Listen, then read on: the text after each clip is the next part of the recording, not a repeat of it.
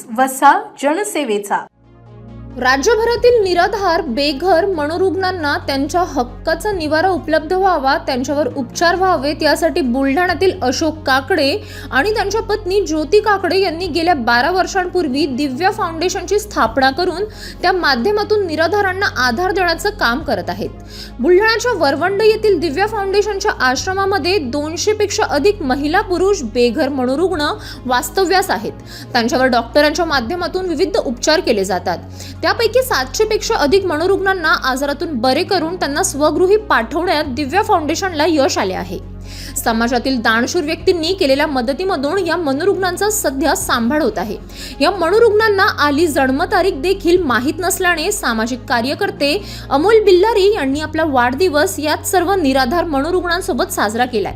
दिव्या फाउंडेशनच्या आश्रमामध्ये upper police अधीक्षक अमोल गायकवाड यांच्या प्रमुख उपस्थितीत पार पडलेल्या कार्यक्रमामध्ये शेकडो मनोरुग्णांचा वाढदिवस केक कापून एकाच वेळी असंख्य नागरिकांच्या उपस्थितीत मोठ्या जल्लोषात आणि उत्साहात पार पडला।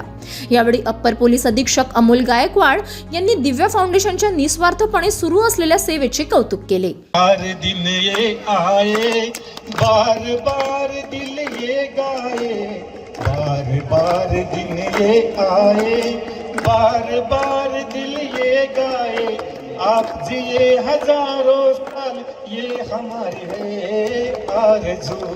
Happy birthday to you, happy birthday to you, happy birthday to all of you, happy birthday to you. Thank you. City news. बातम्या व जाहिरातीकरिता संपर्क मोबाईल क्रमांक 9822 72 0784।